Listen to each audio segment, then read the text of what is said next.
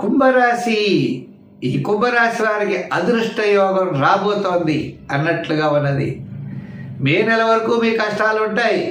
మే తర్వాత ఏమవుతుంది అంటే గురుడు చతుర్థ స్థానం నుండి పంచమ స్థాన సంచారం, మిథున రాశిలో సంచారం మీ జీవితాన్ని మార్చేస్తుంది. అంటే కుటుంబ విషయాలు అత్యద్భుతంగా యోగిస్తాయి. సంతానపరమైన విషయాలు చాలా అనుకూలంగా ఉంటాయి. ఆర్థిక వ్యవహారాల్లో అన్నింటా ముందంచులో ఉంటారు మీరు. అంటే సమస్యలన్నీ తగ్గుతాయి. మరి గత 3 సంవత్సరాల నుంచి అసలు భయంకరంగా ఉన్నటువంటి రాశి ఎవరయ్యా అంటే కుంభరాశి. ఈ కుంభరాశి వారికి చూసారా, బాగా మనకి భయంకరమైన తుఫాన్ తర్వాత తుఫాను తగ్గిన తర్వాత ప్రశాంత వాతావరణం వస్తుంది. ఆ విధమైన ప్రశాంత వాతావరణం అన్నది మే నెల తర్వాత మీకు రాబోతోంది. విద్యార్థులకి మంచి అవకాశాలు ఉంటాయి. రాజకీయ నాయకులు కూడా కాస్త ఆహ్వానాలు అందుకుంటారు. వృత్తుల పరంగా కూడా ఆర్థిక సర్దుబాట్లు జరుగుతాయి. అయితే వ్యాపార పరంగా కూడా ఆర్థిక లావాదేవీల అనుకూలత ఉంటుంది. ముఖ్యంగా వివాహం కాని వారికి వివాహం జరుగుతుంది. గృహ నిర్మాణాది ప్రయత్నాలు అనుకూలిస్తాయి. క్రయ విక్రయాదులు అంటే పెద్ద పెద్ద భవనాలు లాంటివి, ప్లాట్లు కొనుక్కోవడం, అవసరమైతే అమ్మడం, ఇటువంటి వ్యవహారాలన్నీ కూడా యోగవంతంగా ఉన్నది. అయితే మరి ఈ రాశి వారికి ఏనాడు శని ప్రభావం కూడా ఉన్నది. శని ఇప్పుడు జన్మల్లో ఉన్నవాడు ద్వితీయంలోకి వెళ్తారు.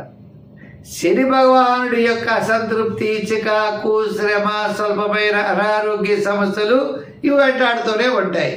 కానీ మిగిలిన విషయాలన్నీ కూడా మీకు మెరుగైనటువంటి ఫలితాలు ఉంటాయి.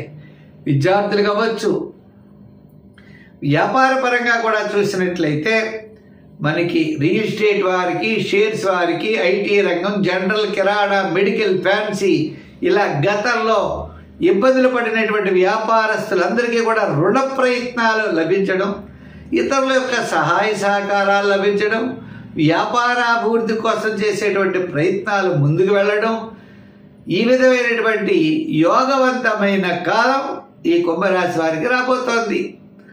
అంటే చతుర్థ గురుడు పంచమంలో గురుడు మారతాడు. ద్వితీయంలో ఉన్న శని మరి ద్వితీయంలో ఉంటుంది. మిగిలిన గ్రహాలు రాహు, మిగిలిన గ్రహాలన్నీ కూడా సామాన్యంగా ఉన్నాయి.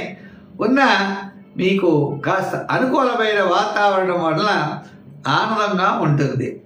అయితే సంఖ్యల్లో 5, 6, 8 సంఖ్యలు వాడండి. ఆరాధనలో చెప్పాలి అంటే మనకి మే నెల వరకు కూడా శివారాధన బాగా చేయండి. మే నెల తర్వాత కూడా శని భగవానుడిని బాగా పూజించండి. తిలదానాలు చేయండి. శని స్తోత్రాన్ని పఠించండి. నువ్వు పప్పు ఉండ తయారు చేసి శనివారం ప్రవహించే నదిలో వెయ్యండి. అత్యద్భుతమైన ఫలితాలు ఉంటాయి. తద్వారా అనుకూలమైన మార్పులు వస్తాయి. స్వస్తి.